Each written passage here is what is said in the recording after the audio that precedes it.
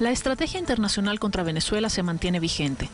Los monopolios mediáticos son el principal recurso de la derecha contra el proyecto social y progresista iniciado por el comandante Hugo Chávez y continuado por el actual presidente Nicolás Maduro. Es por ello que diarios de derecha en España dedican sus primeras páginas para atacar al gobierno popular venezolano. De Maduro en la totalidad de la página, El Mundo, acompañada del título Estados Unidos vaticina que Maduro nunca presidente de Venezuela, advirtiendo además que el decreto sitúa peligrosamente a Venezuela al borde de una confrontación social de consecuencias impredecibles, quizás trágicas. Contraviniendo un mandato expreso de la Organización de las Naciones Unidas, Estados Unidos impuso un bloqueo económico, financiero y comercial a Venezuela, que viola derechos fundamentales de toda la población, como es el caso de la salud.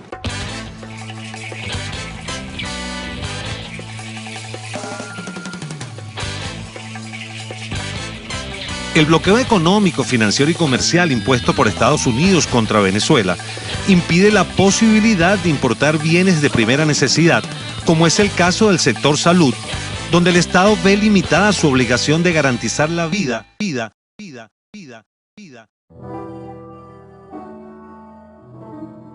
Vivo en Londres, en una calle cualquiera, hace más de un cuarto de siglo. Siempre quise hacer un documental sobre Venezuela, pero nunca imaginé que en él hablaría sobre la muerte de mi hermana menor.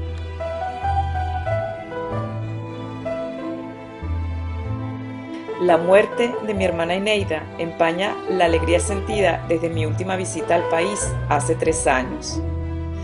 Mi sobrina encontró una carta para mí escrita por su madre en 1995. En este viaje conseguí imágenes para acompañar frases en esta carta. En esta carta ella dice: se está viviendo una onda venezolanista tremenda. Ojalá no sea solo una corta moda.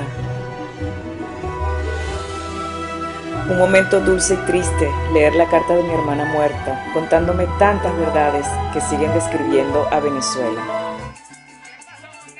A alguien le oí decir: por fin, está de moda Venezuela. Los jóvenes bailan en las discotecas los joropos. Hay frases por todas partes en graffiti que dicen: yo amo Venezuela. En las placas de los carros, motos o bicicletas hay dibujos de banderas, mapas o escudos patrios. Mi hermana llegó a trabajar como voluntaria para la alcaldía de su pueblo. Daba talleres de arte para niños y fue una chavista hasta el final de sus días. La gente se está dando cuenta que todos estamos unidos y que si alguien hace algo incorrecto, esto puede afectar a muchas personas. Es como un despertar de conciencia gigantesco. Pero también mucho ha pasado en Venezuela desde mi última visita. Los problemas de todo tipo están causando una catástrofe en un país amado por mi hermana. Eneida murió de paludismo, una enfermedad infecciosa tratable. El estado Bolívar, donde vivía mi hermana, mantiene una de las cifras más altas de casos infectados. Pero, ¿en qué contexto se produce la muerte de mi hermana? ¿Qué pasa realmente en mi país? Son preguntas que tocan mi corazón e inquietan mi mente periodística.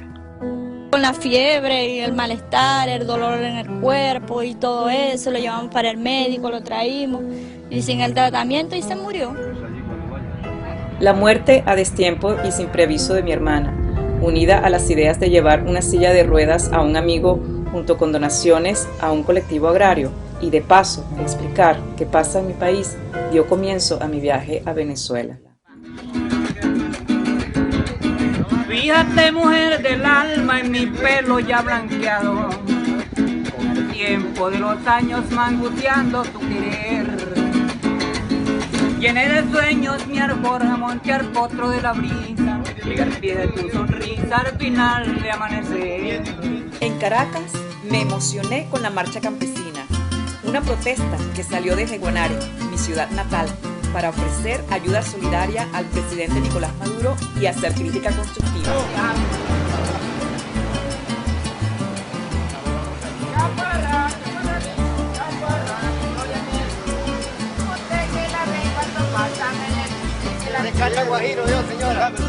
Bueno, camaradas, buenas tardes, bienvenidos. al Palacio Presidencial de Miraflores. Los he invitado de manera muy especial para que esta jornada, esta reunión de trabajo sea de compromiso concreto, de respuestas concretas y de soluciones prácticas para la problemática que ustedes vienen planteando en esta gran marcha campesina que han desarrollado por el occidente del país.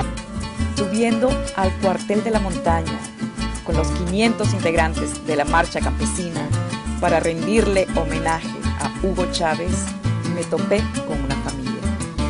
Vivo aquí en el barrio del Guarataro, cerca del Parque del Calvario, en el cual estamos ahorita. Tenemos la vista del cuartel de la montaña, en el cual están el resto de nuestro presidente y amado Hugo Chávez. Y lo que vinieron a buscar, ¿qué es lo que vinieron a buscar? Venimos a buscar no es una fruta, es una cuestión que se llama parapara, que durante muchos años nosotros lo hemos buscado para preparar el jabón para lavar. ¿Cómo se usa? Explícanos. Bueno, eso se usa de la siguiente manera: se le saca los negritos de adentro y la concha se pone a remojar en agua. ¿Y luego? Y luego se bate con un palito hasta salir la espuma. Cuando sale la espuma la pueden usar como jabón. ¿Y esto es efectivo para lavar? Es efectivo, deja la ropa blanca. ¿Y lo usan todavía mucha gente aquí? Sí, señor. ¿Dónde lo usan? Aquí en Venezuela. Perfecto. ¿Y qué quieren decir los niños tan bellos? ¿Algo que quieras decir tú? Nuestra Venezuela es bella y gracias a nuestro presidente tenemos nuestras casas y nuestras cosas. Qué lindo. ¿Alguien más quiere decir algo? ¿Un mensaje? Y que viva Maduro. Ay, qué bello. ¿Y tú qué quieres decir? Que viva Venezuela. Que viva Venezuela. La Esquina Caliente es un punto de apoyo en Caracas, creado por activistas afectos al gobierno, similar a El Rincón del Orador de Londres. Pero aquí ayudan a la gente con todo, desde talleres de tecnología hasta un corte de cabello gratis y un discurso revolucionario de ñapa. Esquina Caliente. Esquina Caliente. Caracas. Viviremos y venceremos. Que lo sepan los pueblos del mundo, que aquí es un pueblo que decidió ser libre, soberano e independiente. Y estamos construyendo nuestro futuro y nuestro destino en paz. Que lo sepan los pueblos del mundo, que no hay dictadura. La dictadura que tenemos es la dictadura de los medios, que no dicen la verdad, pero que aquí estamos. Y no le vamos a entregar la patria a ese imperio, mucho menos nuestra riqueza. Nos encontrarán un pueblo que está dispuesto a todo y que estamos en pie de lucha por nuestra bandera y nuestra dignidad. Que lo sepan los pueblos del mundo, que no hay dictadura. Aquí la única dictadura es el imperio que quiere meter sus garras, se va a encontrar con los hijos allá de Bolívar. ¡Viva la Esquina Caliente! ¡Viva la revolución! ¡Viva la patria! ¡Cada vez vive! La patria es América y viva América, solidario y revolucionario. El barbero loco de Esquina Caliente, papá. Comando. En Venezuela, ahí lo que podríamos decir es una agenda para desestabilizar el país. En nuestro segundo día en Venezuela, trataron de asesinar al presidente Nicolás Maduro. Fueron momentos muy tensos en todo el país. Alguien cercano al presidente dijo que había visto un sospechoso escapando hacia un edificio y un conocido participó en la captura de varias personas en un carro que iba a Colombia. Les incautaron evidencias incriminatorias del intento de magnicidio. Caracas es una ciudad vibrante y llena de vida. Eneida y yo pasamos nuestros primeros 11 años allí. En Caracas, todo el mundo hace algo en la calle, desde jugar dominó o ajedrez, pasear, pintar un mural, hacer deporte, hacer yoga, y en uno de sus bellos parques nos tocaron una canción.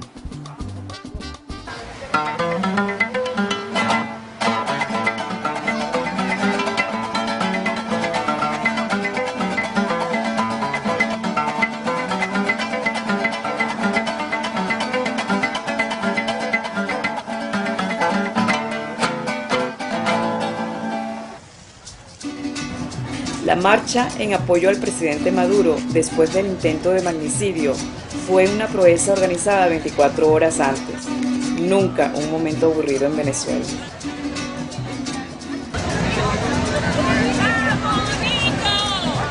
¡Vamos, Nico! ¡Aquí está tu pueblo apoyándote! Por supuesto, estas marchas en favor al presidente Nicolás Maduro nunca vamos a verlas reseñadas en la prensa internacional.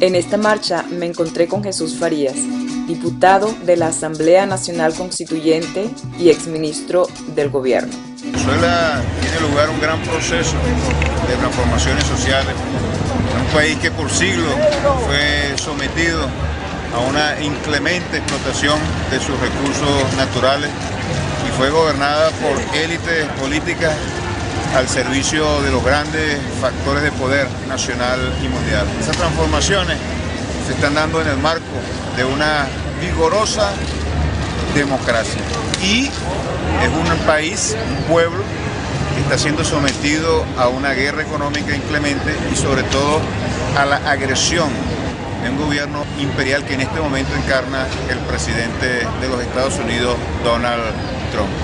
Esto tiene que saberlo el mundo, porque somos objeto de un bloqueo, de un cerco comunicacional que impide que la verdad de nuestra revolución y de nuestra patria sea difundida en los países del mundo, especialmente en Europa. De tal manera que invitamos a todos los habitantes de este planeta a que vean la verdad de lo que ocurre en nuestro país. Un pueblo que ha decidido construir su futuro, construir una patria soberana, un pueblo que está decidido a ejercer el poder en función de sus intereses y agredido por potencias imperiales. Esto no lo puede desconocer la opinión pública internacional y nosotros aprovechamos esta ocasión para que este testimonio sea difundido en el planeta. Pero algo que ni mi hermana pudo predecir fue la muerte y violencia en las protestas de la oposición del año 2017. Tenemos una publicación que te voy a regalar que se llama Violencia Incendiaria Venezuela 2017, donde detallamos todos los casos de personas que fueron quemadas vivas, ¿no? Es una cosa horrible, una práctica terrible que además refleja una piromanía que la derecha mundial ha venido abrazando últimamente. Cuando tú te pones a ver en Ucrania, movimientos ultranacionalistas han practicado esa piromanía de asesinar mediante el incendio al adversario. En Nicaragua se han presentado unas prácticas similares. Aquí fue una cosa terrible el caso de Orlando Figuera, por ejemplo, que incluso una vez ocurrido y a luz del día se negaba, pues. Ernesto me dijo que la mayoría de los muertos fueron gente que pasaba cerca de las protestas y que los funcionarios policiales que causaron muertes ya están bajo rejas. Y yo he criticado muchísimo del lado de la oposición que tú no puedes pretender enamorar a un país o rescatar a un país invocando o incitando a destruir. ¿Sabes? Nunca ha habido un proyecto claro de país, nunca ha habido un proyecto claro de cómo contrarrestar lo que ellos consideran que está mal, ¿sabes? No, ellos la oposición. La oposición, me refiero. Ellos nunca han podido plantear algo que de verdad nos enamore, ¿sabes? Y por supuesto menos van a enamorar a los que están con el oficialismo, ¿sabes? Entonces, ha habido mucha negatividad de su parte. Siempre han incitado a la destrucción, siempre han incitado a las guarimbas, siempre han incitado a las guarimbas de una manera desordenada, a destruir la ciudad, que yo digo, no destruyas la parada. ¿Por qué vas a destruir la parada? Porque la parada la usamos somos nosotros. O sea, ¿tú crees que tú le estás haciendo daño al Estado destruyendo la parada? O quemando autobuses. O quemando autobuses. O quemando gente. O quemando gente. O lanzando a los chavos para que los maten como carne de cañón. Las guarimbas consistieron en trancar las calles de forma violenta. Secuestrar a la gente en sus casas fue la estrategia de protesta de la oposición en el 2017. También usaron explosivos contra la policía. ¿Quién afecta a la guarimba? A todo el pueblo. ¿A usted? A todo, en general. Estábamos afectados todos. Entonces las guarimbas no eran muy populares. Pues. No eran populares, porque hay sectores, pues por lo menos de clase media, clase alta acá, donde se trancaban las vías, pero resulta que la clase baja, trabajadora, sectores, Katia, Petare, ahí no había guarimba. ¿Ahí no había guarimba? No, señor. Ah, pero nos dijeron que había guarimba en todas. No, es totalmente falso. Un documento llamado Venezuela Freedom 2 del Comando Sur de los Estados Unidos afirma que ellos tenían un acuerdo con los opositores de coordinar acciones de calle con uso dosificado de la violencia armada. Bueno, ahora mira, te quiero mostrar esto que acaba de salir. Este es un médico que escribe: el vigilante chavista de la clínica, emocionadísimo, viene y me dice que subieron el bono de Hogares de la Patria. Le pregunto si tiene hijos y me dice que no. Le ofrecí hacerle la vasectomía de gratis. Hay que evitar que esa gente así se reproduzca. Y mira lo que responde este otro médico: yo esterilizo todas las pacientes que puedo en mis guardias. Esa es mi contribución con el país. Puede ser. Los médicos están esterilizando a las mujeres sin que ellas sepan. Bueno, pero lo está diciendo esta persona. Qué horror. ¿Pero por qué lo hacen? Porque hay un racismo. ¿Me Es explico? más que racismo, esto es un odio. Un odio racial. Racial contra la gente humilde. Contra la gente humilde. Y eso lamentablemente está ahí. Eso lo tenemos en la sociedad venezolana. Es un rebrote fascista. Que lamentablemente con el relato épico de la oposición, no ha tenido visibilidad, porque lo que la gente ve en televisión son muchachos con un violín, casi que con caperucitas rojas, tomados de la mano. Con escudos con la cruz inglesa, que me llamó mucho la atención. Así es, de los templarios. Los templarios. Pero digamos, hay un relato épico y cándido de ese grupo, pero resulta que en ese grupo hay un fascismo terrible. Well, I'm here at the house of my great friend Anna, and we're just making some really lovely breakfast, Venezuelan breakfast, for a few friends that are coming to discuss Venezuela. They all have different views. We're all really good friends, but we're going to discuss with respect our positions, and we are going to do that after a really nice. Imposible no hablar de Venezuela con mis amigos. Quiero encontrar en sus palabras parte de la esencia de mi hermana Eneida y comprender la historia de este país para explicar su presente. El proceso nuestro republicano estuvo dentro de una tensión entre quienes, resultado de la independencia, se habían apoderado de lo que podía ser la riqueza fundamental del país entonces, que era la tierra, y los que quedaron excluidos de ella. Al final del siglo XIX, también una emergencia de una zona regional del país, los Andes, que había sido preservada un poco de los avatares de las guerras civiles en el transcurso del siglo XIX, y estaba mucho más asentada, mucho más productiva. Era una sociedad pastoril todavía, y su liderazgo vino precisamente un poco con esa marca.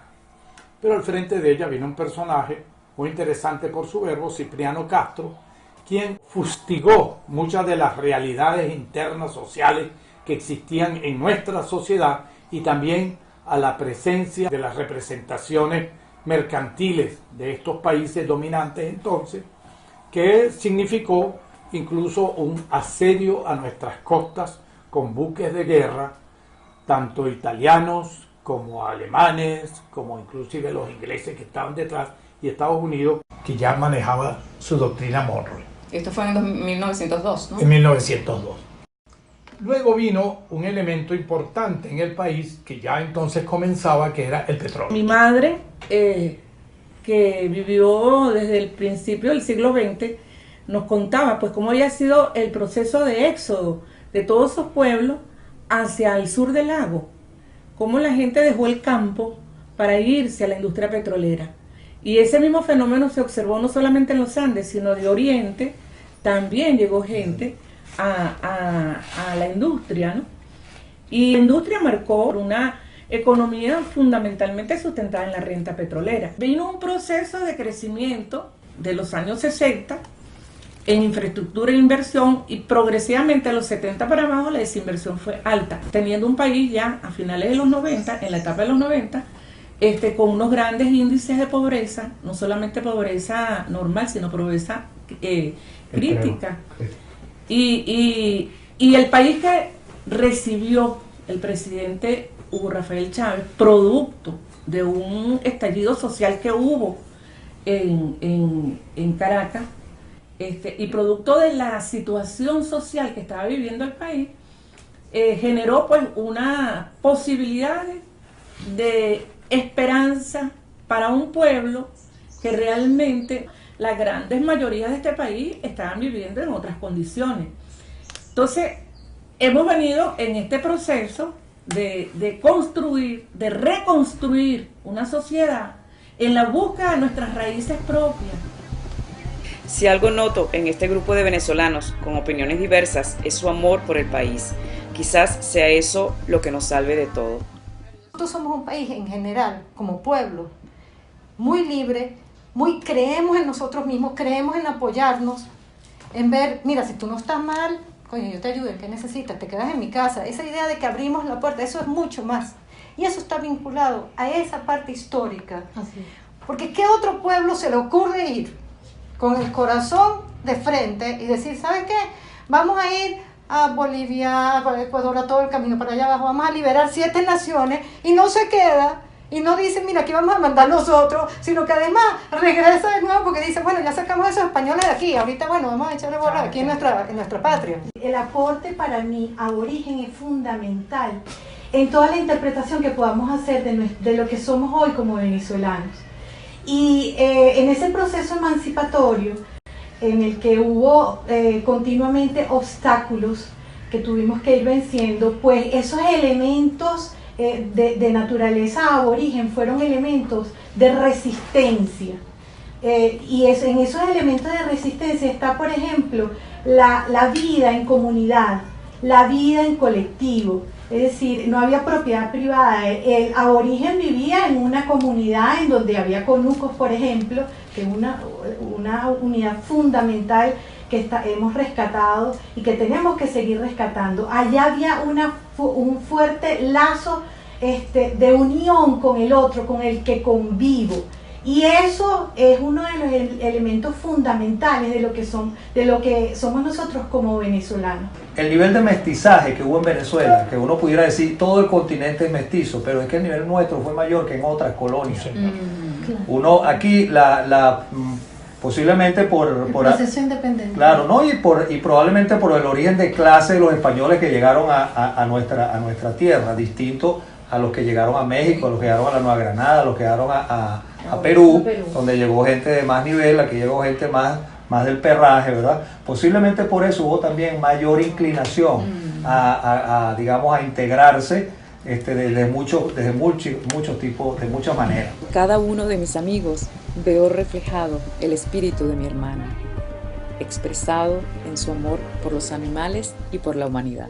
Y una de las cosas que yo le critico a este proceso es que no nos quieren escuchar, nos quieren neutralizar. Entonces, podríamos decir que ambos lados, porque lo que dice Federico, que es parte de la verdad, como tú dices, es que la oposición no quiere conceder ni escuchar y invisibilizar al gobierno, de modo que porque no quiere hacer nada. Y ustedes piensan que el chavismo también está haciendo lo mismo. Entonces son dos, para ser justo aquí los dos se están echando, se están culpando lo mismo. En este país no hay libertad de expresión. Los medios del Estado no pasan de 20 o 30 medios en todo el país.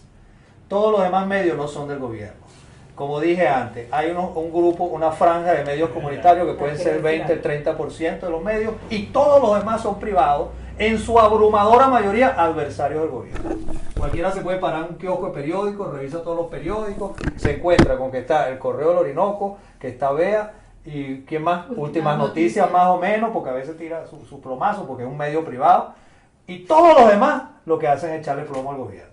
Uno se prende la televisión y ve el Venezolana de Televisión, ve TV, ve TV, que es más bien de entretenimiento, ve 3 o 4 medios, Telesur, Vive TV, y todos los demás lo que hacen es echarle plomo al gobierno. Es decir, aquí hay una completa libertad de expresión, aquí todo el mundo se expresa, aquí todo el mundo dice. El gobierno jamás ha cerrado un medio, aquí lo único que cerraron un medio fue la oposición cuando hubo el golpe de Estado.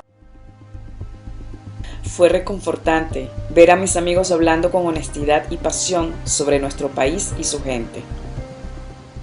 Yo siento que ningún proceso de paz puede ser 100% efectivo cuando tú invisibilizas a una parte de la población que tiene derecho a ser escuchada, que tiene derecho a que se le oiga. Yo siento que nada puede evolucionar si tú no aceptas la crítica. La única manera de tú evolucionar como ser humano está en aceptar tus equivocaciones, en aceptar que tienes algo que cambiar. Si tú no aceptas que tienes algo que cambiar, es difícil que puedas evolucionar. Sí, yo sí creo que vivimos en una democracia con sus problemas, como toda democracia. Porque el juego del poder, cuando tú dices, ok, vamos a ejercer el poder y no otro que lo ejerza por ti, eso va a implicar problemas. Porque cada uno somos muy diferentes y tenemos historias diferentes y de todo. Y representamos también intereses diferentes. Pero eso es el tema de la democracia. Salud. Por este país. Por este país. Lo merece. Por este país. Cualquier incoherencia que diga es culpa de que lo merece, pero dime si el cocuno. Lo cierto es que la crisis económica actual está causando estragos en el país. Pareciera que todo está colapsando. Ellos van a la planta y tienen que surtir las 2 comunidades que tienen cerradas. ¿Y pueden hacerlo? Deberían, porque ya la semana pasada decían que no había gas y mandaron dos camiones para Valle Verde, mandaron a otra comunidad que también cerró y le mandaron 2 camiones y le surtieron el gas. Entonces aquí en Buenos Aires también llegó el gas. Entonces dime tú, entonces ellos dicen no hay gas, bueno, y entonces las mujeres no quieren que ese camión se vaya porque ese es de gas y está cargado. O sea, la idea es de que ellos se comprometan de que si nosotros dejamos pasar el camión, con ese mismo nos van a surtir a nosotros. Perfecto. Entonces, por eso tenemos ese ahí trancado. Vladimir Villegas, ex aliado de Hugo Chávez y hermano de Ernesto Villegas, ministro de Cultura, tiene un ángulo diferente para explicar la crisis que azota al país. Eso que se llamó el proceso político, el proceso de cambios, terminó siendo una inmensa frustración, terminó siendo una pesadilla cuando comenzó siendo un sueño. Vladimir tiene un programa de entrevistas en un canal privado de televisión que es visto por toda Venezuela.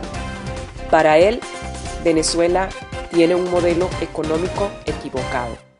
Yo no niego que el gobierno tiene una base de apoyo, pero ahora es una base de apoyo muy pequeña, ¿verdad? Claro, es una base de, no, primero con lo que, no solo con lo que tuvo Chávez, sino por ejemplo con lo que es el apoyo real.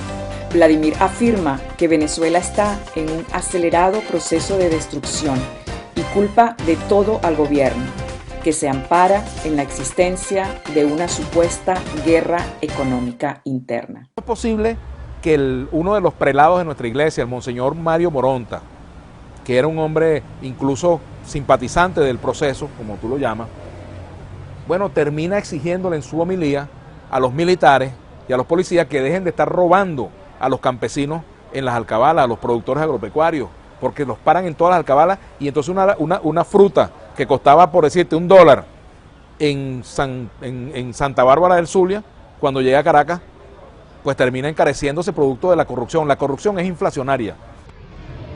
Pero muchos piensan que sí hay una guerra económica en Venezuela y tienen años investigando este fenómeno.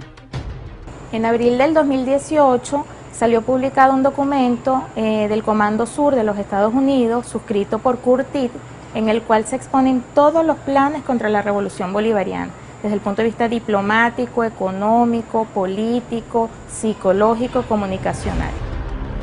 Las armas de la guerra económica en Venezuela son desabastecimiento programado y selectivo de bienes esenciales, bloqueo financiero internacional, embargo comercial encubierto, paro silencioso de la industria petrolera, paro técnico de servicios como transporte, electricidad, agua, salud y por último, hiperinflación inducida. No hay escasez. Con la divisa de dólares.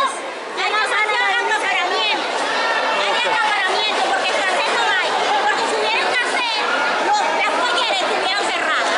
¿Verdad? Las que venden empanadas estuvieran cerradas. Desde 2012 hasta 2018, la depreciación de la moneda venezolana ha sido de 34 millones%. Ni siquiera un país en guerra llegaría a esta cifra.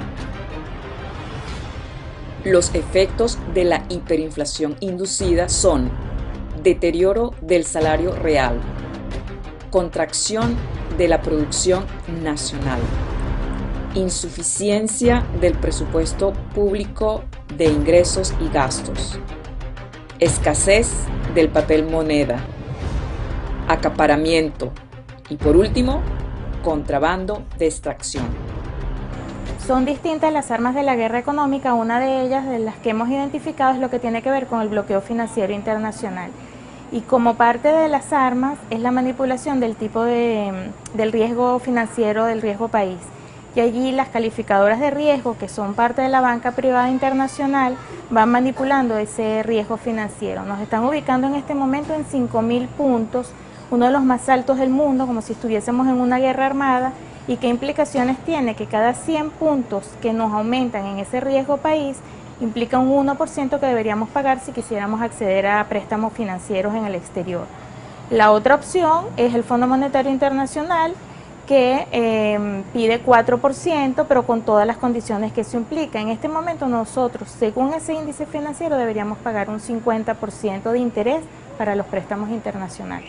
En Venezuela, fuerzas externas afectan el valor de la moneda nacional para encarecer las importaciones, lo cual encarecerá los costos de producción y los precios de los productos. Esto se llama shock de oferta y se ha usado en el mundo para dolarizar economías y tumbar gobiernos progresistas como el Chile de Allende. Pascualina nos explica que por varios años y desde Miami, una página de internet llamada Dollar Today ha estado estableciendo la paridad entre el bolívar y el dólar en el mercado negro, con un valor falso y en detrimento del bolívar. Por ello, el gobierno le acaba de quitar 5 ceros a la moneda nacional y ha creado un nuevo cono monetario. Oscar nos dice que desde hace años unas casas cambiarias en Colombia han depreciado la moneda venezolana en millones%. Venezuela tiene que recobrar su soberanía económica y no dejar que Colombia dicte el valor de su moneda.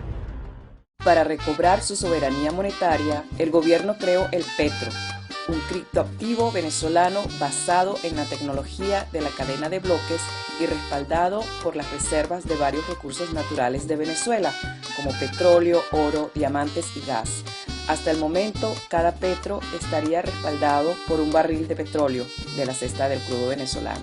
Con esto se trata de salir de la economía del dólar de los Estados Unidos, que tanto daño le ha hecho a la economía venezolana.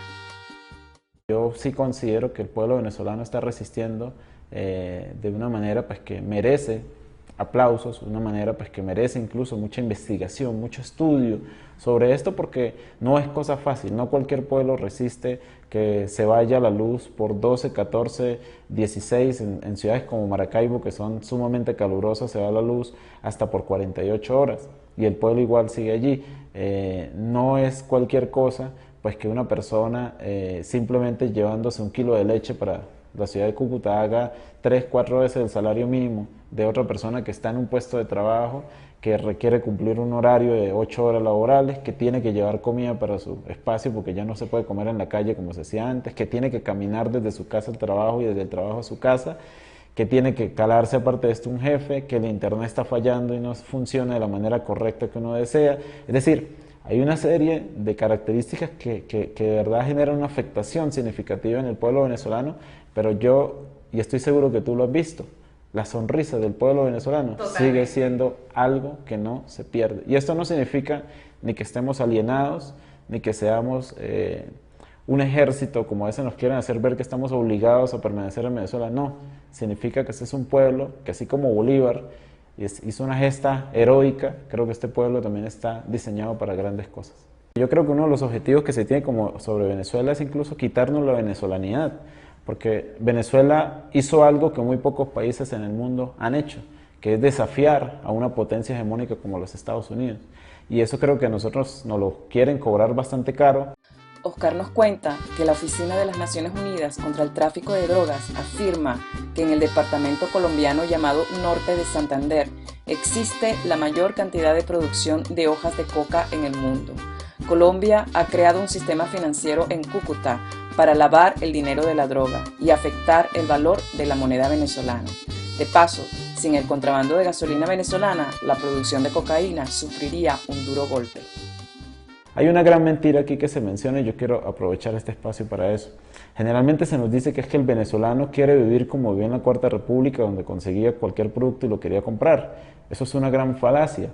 Fíjate que en la Quinta República, con la llegada del comandante Chávez al poder, es que la gente puede comprar casi que cualquier producto. Si bien en la Cuarta República había gente que vivía muy bien, ¿sí?, también había gente que vivía muy mal. Mientras que es durante el gobierno del comandante Chávez que el índice, por solo mencionarte un caso, el coeficiente de Gini, que mide la desigualdad, comienza a llegar a niveles envidiables por cualquier país de América Latina. Pero ¿de verdad existe guerra económica en Venezuela? Dejemos que otros venezolanos nos cuenten sus historias. Que hay demasiada gente viva, especuladores, ¿verdad? Especuladores porque ellos no llevan la rienda en lo que dice el presidente, que si esto fuera lo que llevara el presidente, fueran de mil maravillas, todos obtuviéramos tantas cosas, pero lastimosamente no. Lastimosamente. ¿Cree que hay una guerra económica? Mucho, hay una guerra económica, demasiado, porque aquí quien sufre es el pobre más pobre. Para nadie es un secreto que hay una guerra económica y hay un bloqueo. Y te voy a poner un ejemplo muy práctico. Cuando se inició ese bloqueo y esa guerra económica en contra del pueblo venezolano, los productos fueron subiendo de precio de manera exorbitante. Aquí la gente empezó a fabricar jabones, detergente, para el uso en el hogar. Y uno de los productos que se utilizaban como materia prima en la elaboración de jabones, de detergente, es la soda cáustica. La soda cáustica, el kilo costaba 2.500 bolívares. Y cuando los empresarios se dieron cuenta que ese era un producto que la gente estaba utilizando para fabricar jabones para la casa, empezó el aumento de precio y el acaparamiento de la soda cáustica para que el pueblo no la usara o para que se viera imposibilitado de obtener la materia prima como es la soda cáustica. El otro tema fue el caso del calzado. Aquí la gente se dedicó a tejer, a fabricar calzados, zapatos, sandalias con hilo. Ahorita no hay hilo en el mercado y si lo encuentra es demasiado caro. Eso es una guerra económica, eso es un bloqueo en contra del pueblo. Existe una alta dependencia de nuestra industria con el resto del mundo. Fíjate, para extraer el mineral de hierro, lo primero que tú necesitas son explosivos. ¿Se produce explosivo en Venezuela? No. ¿Requieres también electrodos? ¿Se producen electrodos en Venezuela? No. Y así sucesivamente. Hay un conjunto de insumos importantísimos que sin ellos no hay producción. Esos insumos son importados. Entonces nuestra industria tiene una dependencia con el resto del mundo importante, muy importante. Por cierto, muchas de las empresas que, digamos, eran los dueños de nuestro hierro, bueno, ellos producían esos insumos y entonces tenían un comercio fluido, ¿no? ¿Se pagaban ellos mismos? Ellos mismos se pagaban, se daban el vuelto, ¿no? Entonces, bueno, hoy que existe un cerco comercial y financiero sobre Venezuela, entonces fíjate, intentamos comprar explosivos y es un lío. Tenemos que comprarlo a China, tenemos que esperar un mes, en el mejor de los casos, para que llegue esa producción acá. Tenemos que comprar, bueno, varios insumos. Te hablaba de los electrodos, por ejemplo. Ha habido una especulación tremenda. Los precios subieron algo así como 1000% el año pasado. Una locura, ¿no? Y no sé hasta dónde era para afectar a Venezuela. Creo que hay otros factores que desconozco, factores externos, ¿no? Pero no cierto, pero que afectan no a nuestra normal, producción, ¿verdad? no es normal. En el mercado internacional esos precios no varían tanto. No varían tanto. Entonces, bueno, lo cierto es que nuestra producción se ha visto muy afectada por esto, por su dependencia con el resto del mundo. O sea, requerimos insumos importados, si no, no hay producción. Entonces, es una labor Tecnología, enorme, ¿no? fíjate tú. Hay empresas aquí en Venezuela que la tecnología es de una empresa X. Nosotros hoy estamos, digamos, nacionalizamos la empresa. Muy bien, perfecto. Ahora necesitamos un repuesto. La empresa, digamos, creadora o dueña de esa tecnología no le da la gana de vendernos un repuesto. ¿Cómo haces?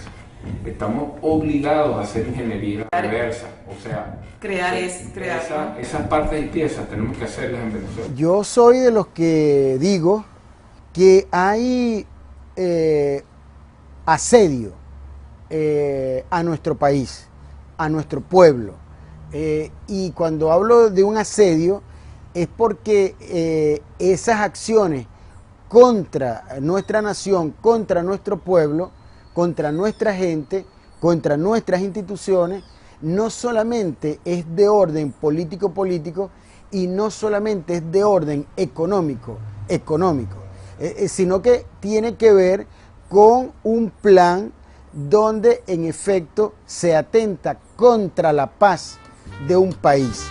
En uno de nuestros viajes por carretera, nuestro carro se dañó en plena noche y remolcados por gente generosa, llegamos al taller para arreglarlo. También nos dieron arepas para el desayuno y hasta un músico de carretera nos brindó una canción.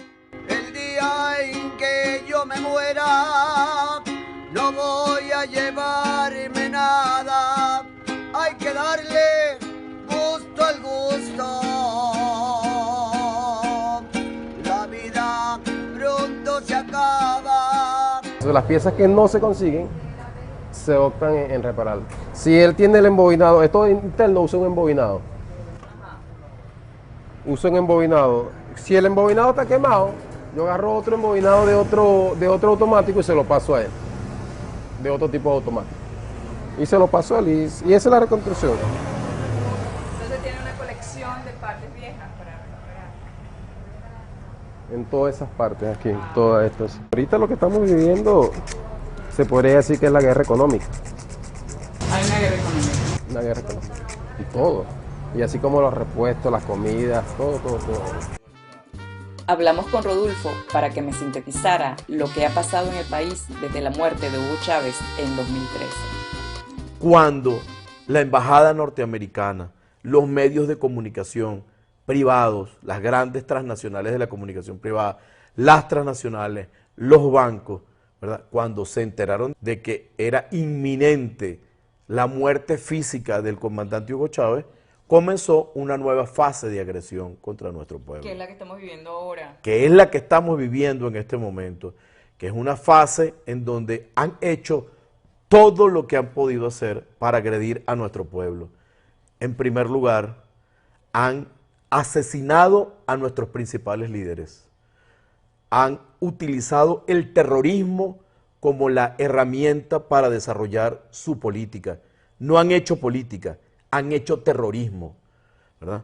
Han llamado a guerra civil, ¿no? Han traído paramilitares de Colombia, ¿verdad? Han puesto bombas, han llamado a las llamadas guarimbas, que son focos de insurrección en algunas partes del este de Caracas, donde viven las familias más ricas del este de Caracas, en donde se ha asesinado a quienes parezcan chavistas, ¿no? Y quemado también, ¿no? Se han quemado vivos, ¿verdad?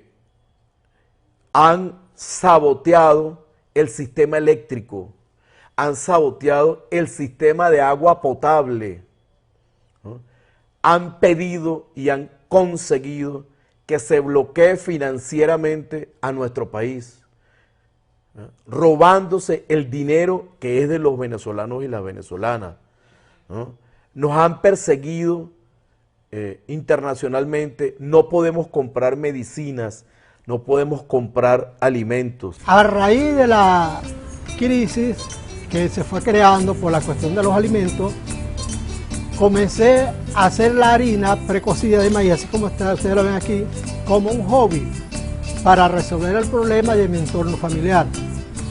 Luego el consumo fue expandiéndose hacia mis amigos, amistades, y con el tiempo me di cuenta que era un negocio. Como 2, 3 años atrás comencé a comercializarlo como un negocio. Y hemos llegado hasta lo que ustedes ven ahorita. Esta es la harina que producimos nosotros, el maíz lo traen de esta forma. ¿Quién Bueno, lo trae? ¿Quién trae el maíz? Cualquiera que pueda traerme un saco de maíz, yo se lo preparo en harina, cualquiera. Hay campesinos, productores que ellos siembran su maíz. Muchos ahora han decidido no vender el maíz. Primero ellos lo vendían en el mercado barato, luego ese maíz se acaparaba y luego se lo volvían a vender a él 10, 20, 50 veces más caro. Muchos se dieron de cuenta del error que están cometiendo. ¿Qué hacen ellos ahora? Una gran cantidad, no digo que sean todos, pero muchos lo hacen. Guardan el maíz y traen el maíz y yo se lo preparo en harina. Entonces la harina le da mayor valor a su maíz, aparte de eso que pueden almacenarlo para su consumo. El proyecto que nosotros estamos desarrollando es un proyecto de doble propósito, o sea, postura y carne. Podemos comparar, esto pesa, esto no llega a 1 kilo, 800 gramos, 700 gramos, y las que nosotros estamos desarrollando en el proyecto alcanzan 3 kilos 800, la diferencia.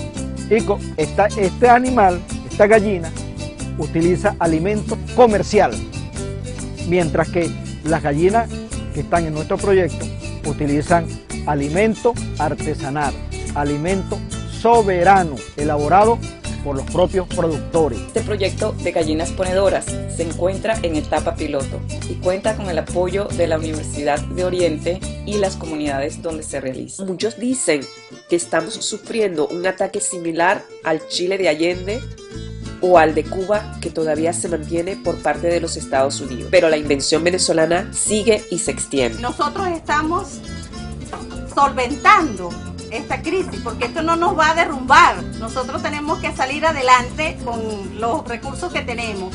Y aquí tenemos una composición que es jabonosa. Es para lavar, utilizar en la casa, para lavar los platos, lavar los corotos, lavar la ropa. Y es muy sencilla, con agua, soda cáustica y aceite. Aquí tengo un deshidratador solar.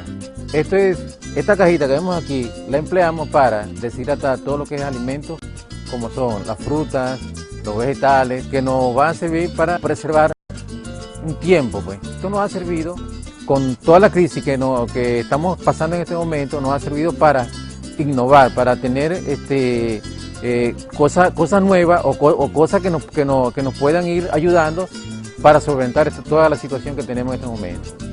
Pero, ¿qué hace el gobierno para ayudar a la gente y sacar al país de esta crisis?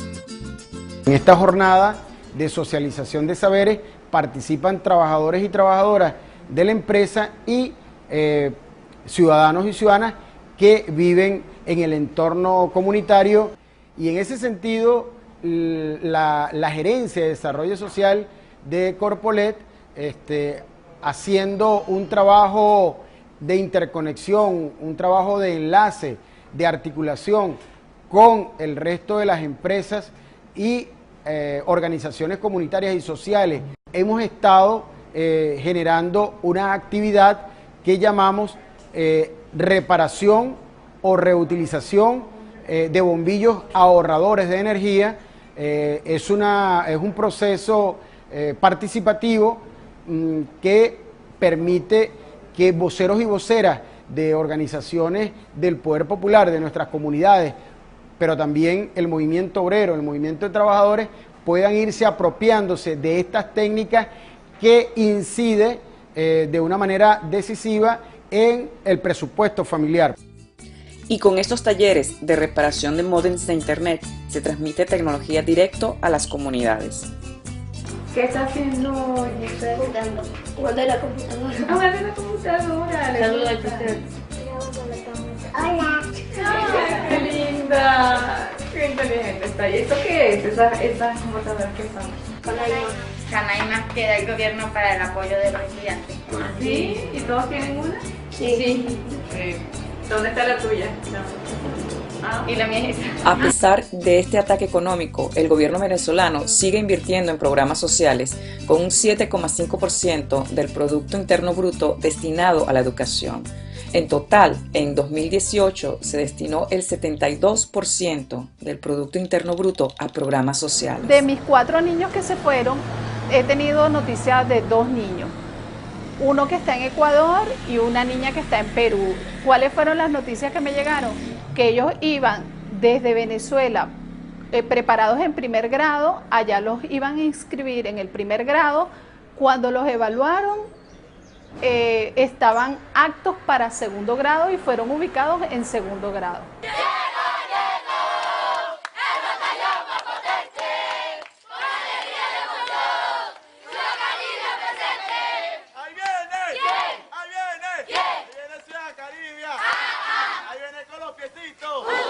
Se me sube a la rodilla, se me eleva la cadera, se me sube a la cabeza, se me eleva todo el cuerpo y se eleva.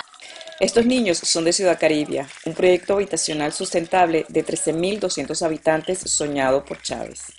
Bienvenidos acá al Camino de los Indios, Ciudad Caribia. Un sueño del comandante Chávez. En el 2006 él empezó a conversar sobre todo lo que él podía realizar acá. En el 2007, 27 de julio del 2007, se coloca la piedra fundacional aquí mismo en esta plaza donde estamos ahorita. Y entonces desde allí empezaron las construcciones. En Inglaterra, en 2017, casi 6.000 casas de interés social fueron construidas, menos de las 30.000 casas anuales que se construían hace 10 años. En Inglaterra hay más de 1 millón de familias en listas de espera para casas de interés social. En contraste, en Venezuela, desde 2011 se han construido 2.500.000 casas de interés social. En abril del 2016, el gobierno creó un sistema de distribución de comida directo a las comunidades para evitar usar el sistema de distribución de comida privado, donde abunda la especulación, el acaparamiento y los altos precios de los productos. La caja del CLAP tiene 19 productos que cuestan lo mismo que un huevo en un supermercado y se distribuye a 6 millones de familias una vez al mes. Esto es una cuestión coyuntural frente a una modalidad de guerra económica que está golpeando el bolsillo y pretende, golpear el estómago de los venezolanos. El futuro es que esta asistencia va a la larga a quedar solo para los sectores más vulnerables, las familias muy numerosas, discapacitados, porque la pretensión es que a mediano plazo, 1 año o 2 años, ya tengamos suficiente abastecimiento, los anaqueles estén suficientemente llenos y nuestra capacidad adquisitiva sea lo suficiente como para que la gente adquiera los productos que requiera en el mercado, como en todos los países. Es también de producción. Nosotros a nivel local estamos viendo, se están explotando las potencialidades productivas de cada uno de los sectores, dependiendo de sus características particulares. Si estuviésemos en una guerra convencional, probablemente estuviésemos a la población haciendo colas detrás de un individuo con una cruz roja en el casco, dándole una pócima de alimentos para alimentar la resistencia. Esta es una modalidad o sea, muy creativa del gobierno venezolano para alimentar la resistencia, ¿no?, frente a una guerra económica que nos está fulminando, ¿no? Mucho se dice de la ruina de las empresas en manos del Estado. Vamos a explorar este mito.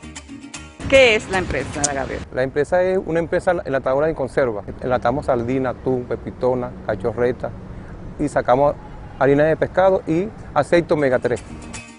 Esta procesadora de sardina fue expropiada por Chávez en el 2009, después de haber sido quebrada y abandonada por sus dueños, que se fueron a Nueva York. Ha sido rescatada por el gobierno junto con los trabajadores. La gaviota es una muestra de que es todo lo contrario a ese mito que existe de que las empresas que recupera el Estado pasan a hacer nada, no trabajan, no producen. Eso es mentira. Fíjate que esta es una empresa que en conjunto con otras empresas recuperadas por el Estado hemos levantado esta empresa en un tiempo récord de 2 años. Otra empresa que vale la pena mencionar es Benvidrio, que está funcionando a pesar de lo difícil que es conseguir los insumos que necesita en el mercado internacional. A Benvidrio le han limitado el acceso a la soda ash. Hay empresas que, habiendo recibido el pago de Benvidrio, después le han dicho no te puedo despachar porque con el bloqueo que tiene Trump a nosotros no nos conviene tener bronca, digamos, con los Estados Unidos.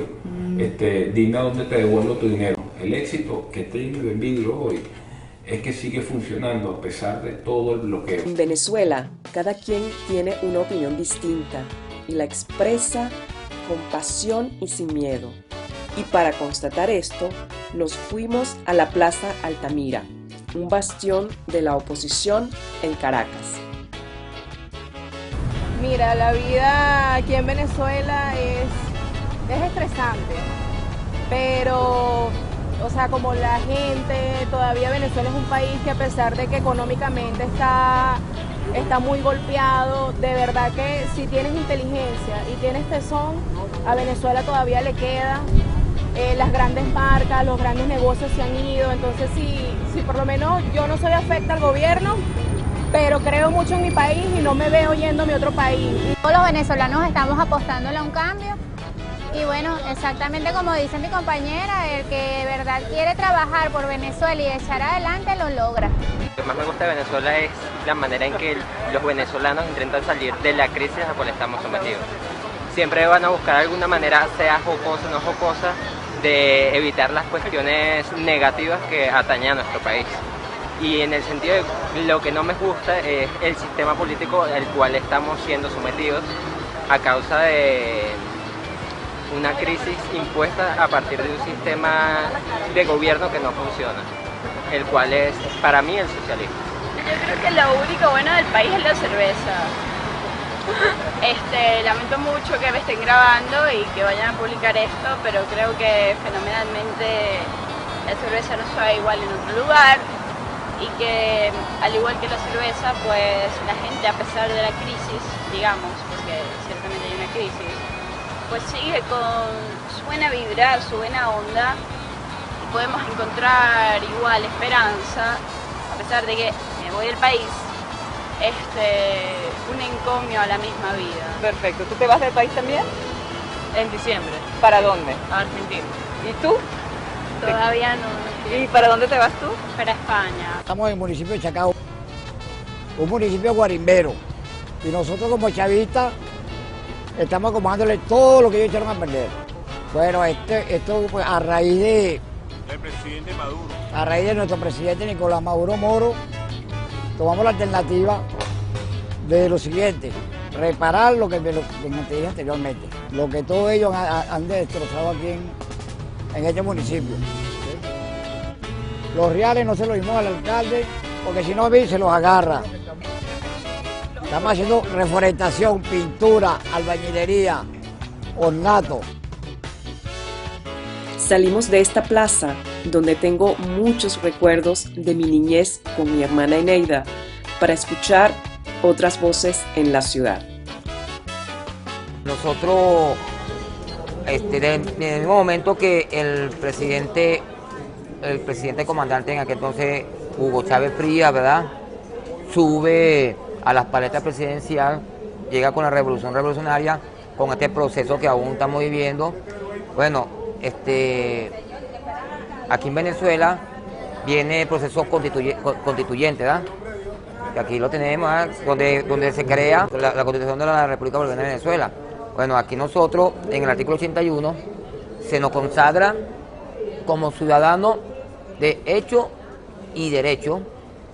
Aquí se nos consagra, se nos visibiliza como personas con derechos iguales que cualquier otra persona.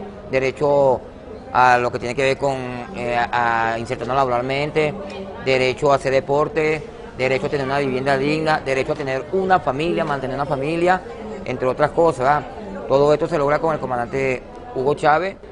Esto es la Constitución, ¿verdad? Que es donde nosotros ya se nos da se nos consagra como ciudadanos de hecho y derecho, ¿verdad? Y aquí tenemos, esta es la ley de personas con discapacidad. Esto se promulga en el año 2008, ¿verdad? Esta ley es un modelo en América Latina. Podemos seguir pensando en, es culpa de Maduro, es culpa de Maduro, es culpa de Maduro. Él es un presidente. Hay analistas ahí que están equivocados, hay información que él no recibe, hay corrupción alrededor de él que él no puede manejar. También es responsabilidad de todos. Eso es una realidad. Y bueno, no se puede culpar a Maduro de todo. Yo le criticaría a Maduro, por ejemplo, cuando él hace comentarios religiosos en cadena pública. Él tiene su fe, pero esto es un Estado laico. Y eso es una crítica que él tiene que aceptar. Pero como se dice, él es un hombre apasionado, venezolano, que también ha cometido sus errores y que también tiene que aceptar cuando los comete. Chávez siempre dijo la autocrítica, la crítica y autocrítica es de donde sale la revolución. Y cuéntame de la oposición, ¿qué dirías tú de la oposición? A la oposición, mi consejo hacia ellos es que de verdad sean una mejor oposición. Los necesitamos su punto de vista, necesitamos que la oposición tenga puntos de vista reales, un plan de gobierno real, que haga críticas reales, que no se quede solamente en vamos a sacar a Maduro, vamos a sacar la revolución, porque esto no sirve, nos estamos muriendo de hambre. La violencia, llamar al exterior a que nos intervengan, todo eso es criminal. Lo que tienen que hacer es hacer críticas reales y empezar proyectos reales. Si la rectora de la Universidad Central de Venezuela es de oposición, que demuestre que lo puede hacer mejor, que pueden hacerlo mejor, y así aprendemos mutuamente, que haya un diálogo nacional a través de acciones reales. Pero si solamente van a decir que salga Maduro y no van a hacer nada, discúlpeme, pero me dejan sin opciones para votar por ellos. No voy a votar por alguien que no me da un plan de gobierno. ¿Por qué eres chavista? Que me ha gustado el Partido de la Revolución, siempre he estado con el Partido de Papa Chávez, y ahí pues murió él y quedé con el hermano Maduro. ¿Y qué piensas de los partidos de oposición? Me gusta la broma que han echado, han matado gente en ese... Por ahí están quemados carros, aquí eso echaron mucha broma en todas partes, y entonces eso no tiene ya validez de nada. Para nosotros no tiene validez de nada ellos. ¿Cuál es tu opinión de las sanciones económicas de los Estados Unidos contra Venezuela? No, pues yo pensaría pues que ese presidente se pusiera en condiciones y quitara ese bloqueo, y que para ver si se acomoda esto, lleve un diálogo con el hermano Maduro a dialogar para ver si se compone. Si Chávez estuviera vivo hoy, ¿qué le dirías? Bueno, pues que me siento muy contenta, orgullosa de él, porque en verdad desde que él agarró la presidencia, ganó la primera vez, se ha visto mucho el cambio. Ha mejorado mucho Venezuela, pero hoy en día los opositores quieren acabar con todo porque ellos son los que quieren mandar aquí en Venezuela. ¿Y qué le dirías tú al presidente Nicolás Maduro? Bueno, como él quedó por mi presidente, yo lo que le diría es, bueno, que siga adelante y que, bueno, que tratemos de cambiar nosotros, los venezolanos, cambiar esto. Porque si uno hace una cosa y otro hace otra cosa, uno quiere hacer la cosa bien y otro que no la quiere hacer bien, ¿verdad? Entonces por eso es que el país no camina bien. Si todos nos unimos porque somos como dijera yo, tenemos que unirnos todos para poder ser como humanitarios. En Venezuela, a cada paso uno consigue gente haciendo cosas bellas y con un sentido de comunidad que te toca el corazón. Esto me recuerda mucho a Eneida.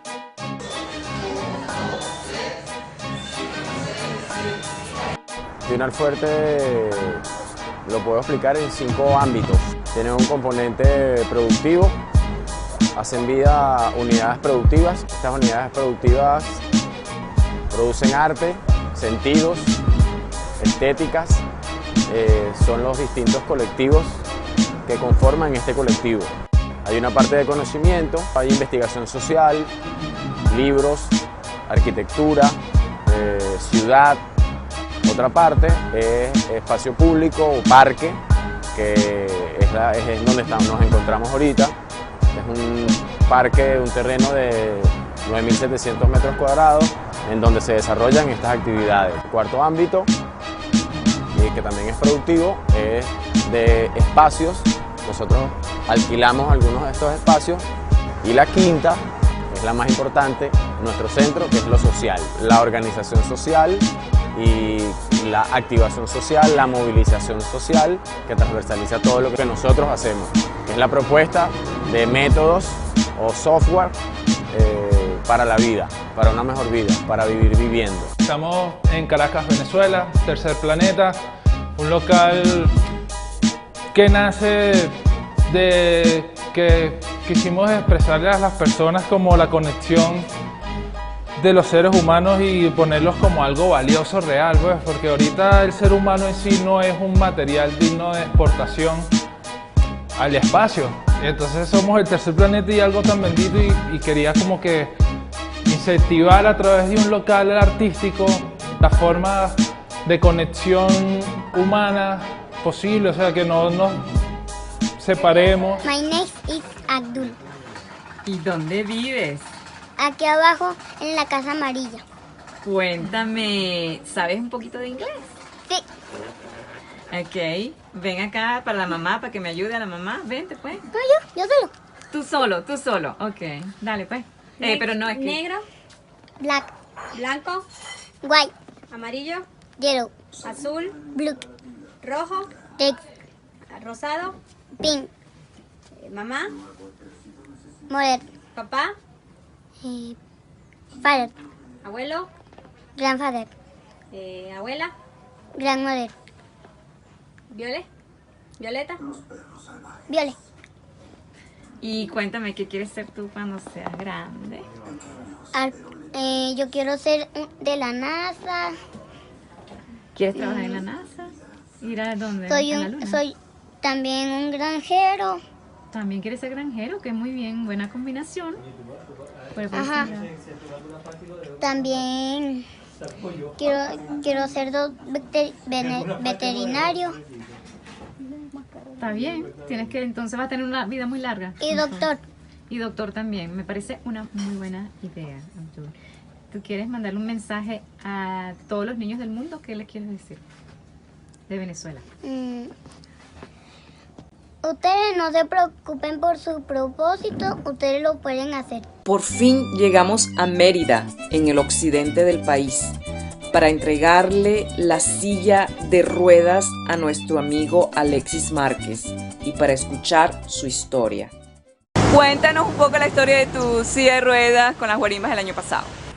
Realmente pues es un poquito lamentable decir esto, pero tengo que decirlo porque realmente se ve reflejado en el mundo de que realmente pues aquí sí hemos vivido situaciones fuertes con la derecha, ¿no? Pues el año pasado yo me trasladaba hacia el centro de la ciudad, desde acá de este municipio al otro que es el Libertador, y realmente pues con la pequeña mala suerte que allí me atacaron a mí en lo personal, porque mi silla tiene un logotipo que dice gobierno bolivariano y yo todo lo que es Bolívar y lo que es Chávez, pues a ellos le salpica mal, y entonces pues osaron en decirme que querían golpearme, que me iban a quemar vivo, porque yo justamente andaba con este monito rojo y mi logotipo decía que es gobierno bolivariano, entonces realmente me vi afectado en ese sentido, pero salí adelante. También entregamos las donaciones a Tomasote. So here we are, as we promised, with some representative of Tomasote, a social movement of peasants that work the land. With the donations we have brought from London, so we got gloves, and medicines, first aid kit as well, and some seeds. Y aquí tenemos a Yajaira, Clemente y el señor Freddy para que nos pongan la realidad venezolana en contexto. En este momento están pasando entonces en el seno de la sociedad muchas cosas buenas y algunas no tan buenas. Realmente el tema de la corrupción, el tema de la anomia, el tema de la falta de los elementos de principios que puedan ayudar a poder tener una sociedad mucho más honesta y unas relaciones solidarias mucho más diáfanas y una dimensión que en definitiva también afrontar la crisis pueda permitir encontrar camino para una transformación humana de la sociedad. Yo considero que esta crisis que estamos viviendo en el país es una oportunidad para hacer una transformación del modelo productivo, porque Venezuela en sus últimos 100 años pues, ha vivido de la renta petrolera, ha sido un país rentístico que en varios momentos desaprovechamos la oportunidad para cambiar de modelo, o sea, aprovechar la renta pero cambiar del modelo productivo. Y desde hace 20 años, cuando hubo un cambio de gobierno que nació una nueva esperanza, se ha planteado una transformación profunda. El presidente Hugo Rafael Chávez Frías, aunque al principio no hablamos de socialismo, ya en el 2007 sometió a consideración del pueblo la transformación del modelo capitalista a un modelo socialista, un modelo que está en construcción. Se requiere mucha discusión conceptual, se requiere mucha discusión en el proceso.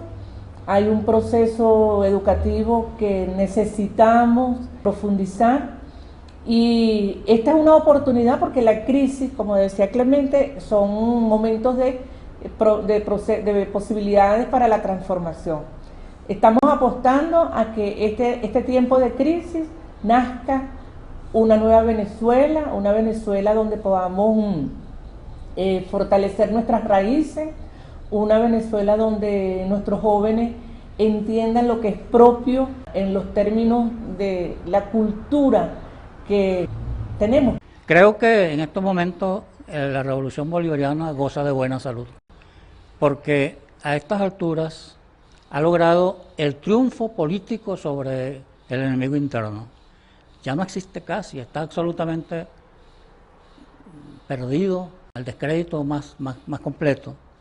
No tienen poder de convocatoria, están divididos de una manera verdaderamente evidente para toda la población, se pelean sin ocultar sus diferencias, que son muchas, ¿no? Diferencias nacidas sobre todo de la pura ambición y de ninguna búsqueda noble, no la tienen de ningún tipo, ¿no? Pero la oposición parece que tiene un lugar en la prensa internacional. Bueno, decía yo que el triunfo político sobre la oposición interna.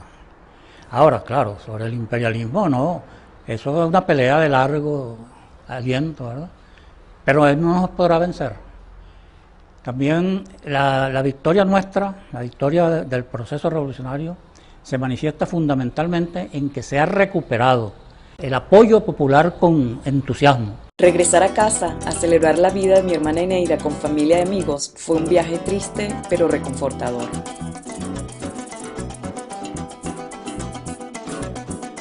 Fuimos al conuco de mi padre para buscar yuca y maíz para preparar una comida comunal y así honrar la vida de mi hermana Eneida.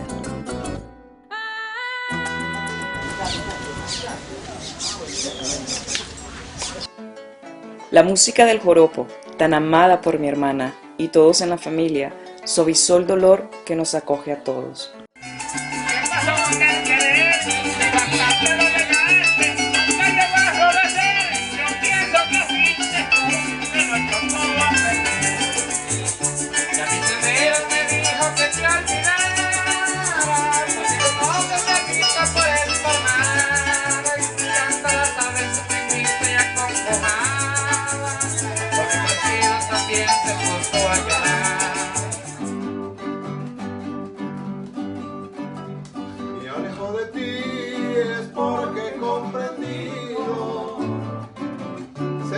nube gris que alumbra mi camino. Me voy para dejar que cambie mi destino, que sea muy feliz mientras yo busque olvido. Un libro conmemorativo de la vida de mi hermana Eneida, junto con el amor que todos teníamos por ella, nos ayudó a celebrar su vida. Las cachapas, alimento milenario de maíz hecho por nuestros indígenas, no podía faltar en la celebración de la vida de mi querida hermana muerta. Luego de sentir en carne propia la lucha de mi hermana y recorrer sus pasos, sus anhelos, sus vivencias y entender las causas que le robaron su vida, puedo regresar en paz a Londres. Con su hermoso recuerdo, vivo en cada letra de su carta y en el sentimiento profundo de cada venezolano por hacer de Venezuela otro mundo posible. Dejo esta tierra de gracia, pero su belleza quedará grabada en mi alma por siempre. Quería tener a mi hermana cerca de mí en Londres, así que puse parte de sus cenizas en un parque que a ella le hubiera gustado.